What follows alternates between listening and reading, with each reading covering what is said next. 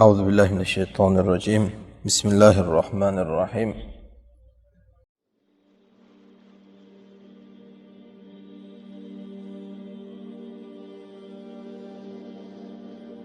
Bu auzu billahi mineşşeytanirracim deganligini Bismillahirrohmanirrohimdan oldin qo'yganligini qarang. Auzu billahi mineşşeytanirracim deb birinchi la'natlangan shaytondan panoh tilayman deb ana u shaytonga baroat e'lon qilyapsiz. Keyin Bismillahirrohmanirrohim deyapsiz. Mehribon va rahimli Alloh nomi bilan boshlayman deyapsiz. Mana bu la ilaha illalloh degani. Shu ikkalasini qo'shsak. La ilaha degan jumlaga qarang. Birinchi o'rinda Allohdan o'zga ulug'iyatni da'vo qilgan hammaga inkor qilib, hamma olihalarni inkor qilib ularga kofir bo'lasiz. La ilaha hech qanaqangi Allohdan o'zga haq ma'bud yo'q deysiz. Ana shu auzu billahi mineşşeytanirracim degani, baroat degani. Qur'on baroat e'lon qilolmagan odamga ochilmaydi. Shayatinul ins va shayatinul jin, ikki xil shayton bor bizda. Inson shaytonlar bor va jin shaytonlar bor. Mana shu ikkalasidan auzu billah demagan odamga Qur'on ma'nolari ochilmaydi. Va bu Qur'ondagi Bismillahirrohmanirrohim degan zot Rahmanir Rohimligi u odamga foyda bermaydi. Xuddiki la ilaha illalloh deganda Alloh degan insonga la ilaha demasa foyda bermaganidek. Makkaning mushriklari ham Alloh der edi. Rasululloh sallallohu alayhi vasallam Hudaybiya sulhida sulh tuzish paytlarida Bismillahirrohmanirrohim deb yozdilar. Mushriklar bilan sulh qilyapti.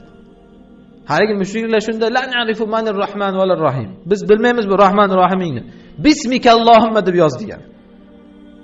Mushriklar ham hattoki Bismikallohumma degan. Hozirgi odamlarchalik pastkash bo'lmagan, mutlaq Alloh ismini yozdirgan qo'ymaydi. Makkaning mushriklari Bismikallohumma deb yoz. Rahmanir Rohimni faqat biz bilmaymiz degan. Rasululloh sallallohu alayhi vasallam mayli Bismikallohumma farqi yo'q, bu ham bor bizning shariatimizda. Bismikallohumma deb yozgan. Bizga bu masaladan tegishli joyi hozir shuki, Bismikallohumma degan insonlar Rasululloh sallallohu alayhi vasallamga dushman bo'lgan mushriklar edi. Bismikallohumma dedi. Demak bu Bismikallohumma degan gap ularni iymonga kirgizib qo'ymadi. Nega? Nima deyish kerak edi? Chunki birinchi o'rinda la ilaha deyish kerak edi. Ana shundagina Alloh foyda berardi. Xuddi shuningdek Bismillahirrohmanirrohim degan Rahmanir Rohim sizga foyda berishligi uchun nima degan Bismillahirrohmanirrohim? Mehribon rahimlik Alloh deb barakoti bilan boshlayman, shu Qur'ondan baraka topaman degan. Shu Qur'onning barakasi sizga qachon foyda beradi? Avvalambor siz tahliya qilgan bo'lsangiz, keyin sizga tahliya foyda beradi. Ya'ni birinchi o'rinda tahliya, tozalab olinishingiz kerak. Bu faqat tildagina auzu billah deb tozalanish emas. Baroat, mutlaqo kofirdan, shunaqangi insonlardan baroat e'lon qilib olish kerak, shaytonir rojimdan. Ana shundagina sizga Rahmanir Rohim foyda beradi. İnsanlar hozirgi kunda nega Qur'on o'qisam tushunmayapman deydi. Nega Qur'on o'qisam tadabbur qila olmayapman deydi. Qur'onga qarab o'tiradi yarim soatlab. Nimani tadabbur qilish kerak deydi. Tafsirda ochadi, o'qiydi. Nima bor? Nimani tushunish kerak? Mana shuda bor. Yana nima deydi? Bu qulf. Nega qulf? Chunki agarchi kalitni tilida aytgan bo'lsa ham bu haqiqiy baroat e'lon qila olmagan. Har qanday shaytonul ins bilan shaytonul jin bilan hamtovoq bo'lib yurgan odamga bu xususiyat berilmaydi. Allohning rahmati, Allohning rahimligi u insonga ochilmaydi. Shuning uchun bizning kitobimiz shunchaki nazariy kitob emas. Ya'ni faqat auzu billahi mineşşeytanirracim deb qo'yadigan kitob emas. Auzu billahi mineşşeytanirracimning mohiyati. Ya'ni la'nat bo'lsin shu shaytonga. Men undan yiroqman degan. Panoh tilayman Allohdan unaqa bo'lishdan yoki shuni yomonligidan degani. Xuddi shu shayton va shaytonning malaklarini ham yomonligidan Allohdan panoh tilayman degan. Shu ma'nolarni tushunish kerak, shunda keyin Bismillahirrohmanirrohim deyish kerak. Bo'lmasam Qur'on sizga ochilmaydi. Endi Bismillahirrohmanirrohimni qarang. Bismillahirrohmanirrohim bilan auzu billahi mineşşeytanirracimni avvalambor aytilish kayfiyatini bir qarang. Auzu billahi mineşşeytanirracim. Harflarda chiqish talaffuzini qarang. A'udhu, ayn, zol, vav, shin, to, jim bu harflarni mahrajini qarang. Hammasi yo'g'on harflar, qo'pol harflar. Bismillahir Rohmanir Rohimni qarang. B, sin. Alloh lafzi jalala tushunarlik. Rahman, Rahim hammasi yumshoq harflar. Bunda nima bir ma'no bor? Mo'min insonga al-vala val baroni o'rgatadi. Shaytonur rojim va uning malaklariga qanaqa muomala qilish kerak? Rahmanur Rahim va uning qullariga qanaqa muomala qilish kerak? Alloh subhanahu va taolo oyatda aytganidek, "Ya ayyuhan nabiy, jahidil kuffara val munafiqina waghluz alayhim." Ey payg'ambar, kofir va munofiqlarga jihad qiling va ularga qo'pol bo'ling degan. Shaytonir rojim degan ana shu qo'pol harflardan tashkil topgan. To, shin, jim, ana bu insonda bir nafratni bir ifoda qiladigan ma'nolarni beradigan harflardan tashkil topib, ana shu shaytonir rojimga siz go'yoki do'q bo'lsa qilasiz. Rahmanir Rohimga esa yumshoqlik. Buni ham Alloh subhanahu va taolo sahobalar sifatida aytgan Muhammadur Rasululloh. Vallazina ma'ah ashidda'u 'alal kuffari ruhama'u baynahum. Muhammad Rasululloh sallallohu alayhi vasallam u kishi bilan bo'lgan sahobalar esa ashidda'u 'alal kuffar, kofirlarga shiddatlik, ruhama'u baynahum, o'rtalarida rahimlik. Bizni tarozilar chaparilib ketgan. Musulmon bilan musulmonning qilayotgan muomalasi kuchi shunga yetadi. Bir-biriga ig'voga yetadi. Valiyajidu fikum ghilza deganda xuddiki musulmondan shunaqa qo'pollikni topish kerak. Lekin kofirga qarasangiz, o'sha bilan hamtovoq. Mana bu insonlarga bu auzu billahi minash shaytonir rojim ham bismillahir rohmanir rohim ham foyda bermaydi. Arab tili bejizga Qur'on arab tilidan nozil bo'lmagan. Talaffuz qilish uning ma'nosini ishora qilib turadi.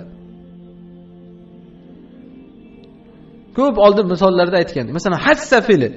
Hassa nima degani? Hassa deganligi birovni bir ishga undashlik, ya'ni tezlashlik. Aytilish ohangidan sezasiz nima demoqchiligini. Qur'on shuning uchun ham arab tilida nozil bo'lgan. Bilisanin arabiyyin mubin liyadabbaru ayati. Shuning uchun aytgan, ana shu arabiyyin mubin bo'lganligi uchun oyatlarini tadabbur qilasiz. Bismillahir rohmanir rohim deb boshlandi Fotiha surasi. Bismillahir rohmanir rohim nima degani? Mehribon va rahimlik Alloh nomi bilan boshlayman degan. Bunga kirishdan oldin yuqoridagi ma'noni yakunlaylik. Auzu billahi minash shaytonir rojim ma'nosini Rasululloh sallallohu alayhi va sallam aytdilarki, bir kuni tuyada yurganlarida usirat naqatu, tuyalari Rasululloh sallallohu alayhi vasallamni qoqilib ketdi.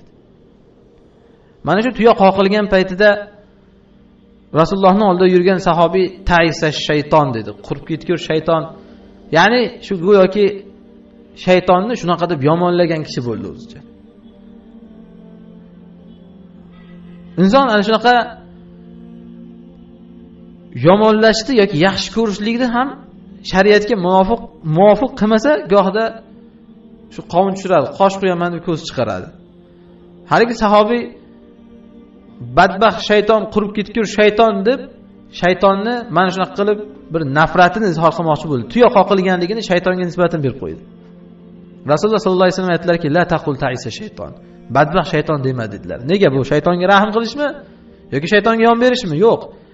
Li'annaka idza qulta ta'isa shayton ta'azama wa qala bi quwwati sara'tuhu. Sen qurib ketgur shayton, qurib ketgur iblis deversang, haligi o'zini o'zi katta olaveradi. Quvvatim bor ekan, quvvatimni tan olyapti, mana yiqitdim deydi. Lekin auzu billahi minash shaytonir rojim desang, Alloh bilan kelgan uni ustiga, ya'ni sen o'zingni do'q bo'lsang bilan emas. Auzu billahi minash shaytonir rojim desang, tasag'ara hatta yakun kazzubab deganlar. Shunday kichiklashib ketadiki, pashshadek bo'lib qoladi. Nega?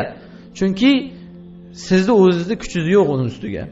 Shuning uchun Alloh subhanahu va taolo Qur'onda 3 oyat keltirgan. 3 oyatda har birida inson dushmanga qanaqa muomala qilish kerak, shayton dushmanga qanaqa muomala qilish kerak o'rgatib, shayton dushmanga uchalasida ham bir xil hukmni aytgan, fasta'iz billah degan.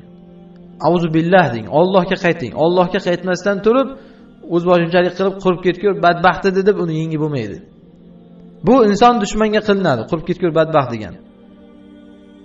Shaytonga esa Alloh bilan kelinadi. Mana bu Alloh bilan kelsangiz pashshadek bo'lib kishinaradi degan.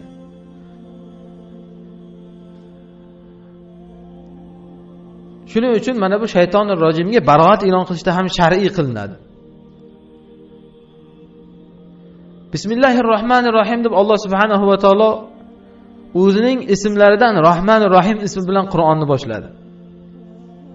Shayton rojim bo'lsa, Alloh Rahman dedi.